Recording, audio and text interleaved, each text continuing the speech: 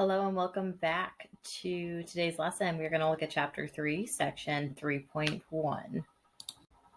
In today's lesson, we're going to look at people who settled the Middle Colonies. We're going to first look at the colonies of New York and New Jersey, and then we're going to look specifically into the Quakers and them settling in Pennsylvania. Our main idea for this section is that the Middle Colonies included a diverse mix of cultures and religions as people from different countries began to settle in the region. So situated in the mid-Atlantic region of North America, the Middle Colonies included New York, New Jersey, Pennsylvania, and Delaware.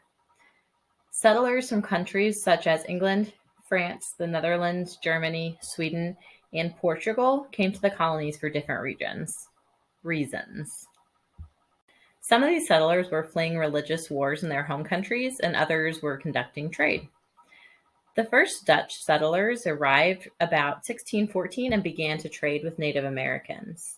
In 1624, Cornelius Jacobson May, working on behalf of the Dutch West India Trade Company, founded New Netherland to provide a base for trade in the Hudson River Valley. The first settlers of New Netherland worked for the company.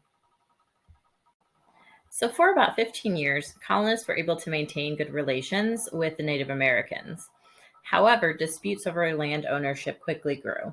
Specifically, Native Americans objected to the Dutch settling on lands without a clear agreement that they could do so.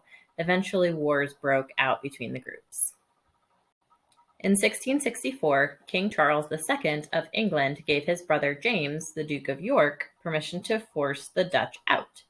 The overwhelming English presence in the area made doing so easy and ensured the English complete control of eastern North America. James took over the colony and renamed it New York, and the English made peace with the Native Americans living there. The reason he called it New York was because he was the Dutch of York, so it was kind of like he was the Duke of York, rather, and so that was kind of his new area to be the Duke of in New York. So after assuming control of New York, James granted land between the Delaware and Lower Hudson rivers to Lord John Berkeley and Sir George Carteret, who named the area New Jersey. New Jersey eventually split into West Jersey and East Jersey. And then in 1681, Charles II granted a charter for a colony to an Englishman named William Penn. Penn wanted to establish a safe home for his fellow Quakers, members of the Religious Society of Friends.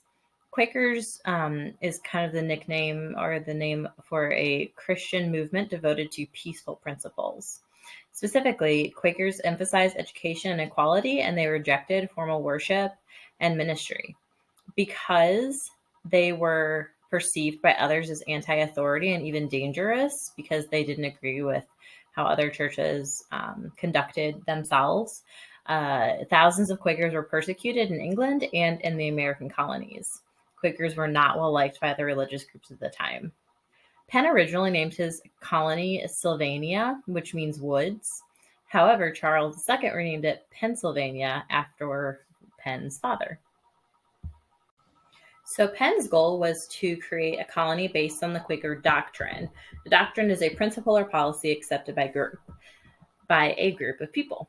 The Quaker doctrine was that all are equal in the eyes of God. By applying this doctrine, he actually made Pennsylvania into an extremely diverse society, partly by encouraging religious minorities to settle there. Quaker doctrine also emphasized tolerance for others. In Pennsylvania, all colonists, no matter their religion, could worship in their own way. Penn encouraged diversity in other ways, too. He kept peace with Native Americans, such as the Lenni Lenape. He purchased land for them, which he then sold to a variety of buyers, people from other colonies, people in different countries in Europe and the West Indies.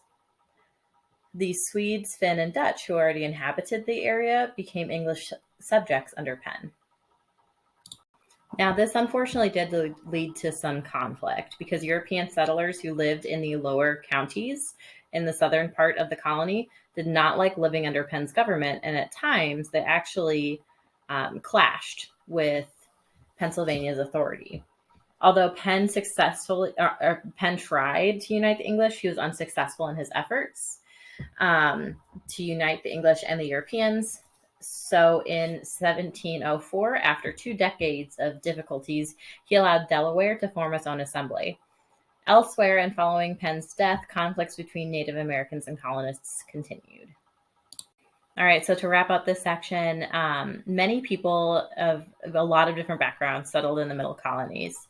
And one of the groups with a lot of influence in the area were the Quakers. And they had a really big hand in the creation and the doctrines of the colonies, specifically Pennsylvania. Thank you guys for listening. Go ahead and check in Canvas to see what your next job is, and I'll see you guys later. Bye.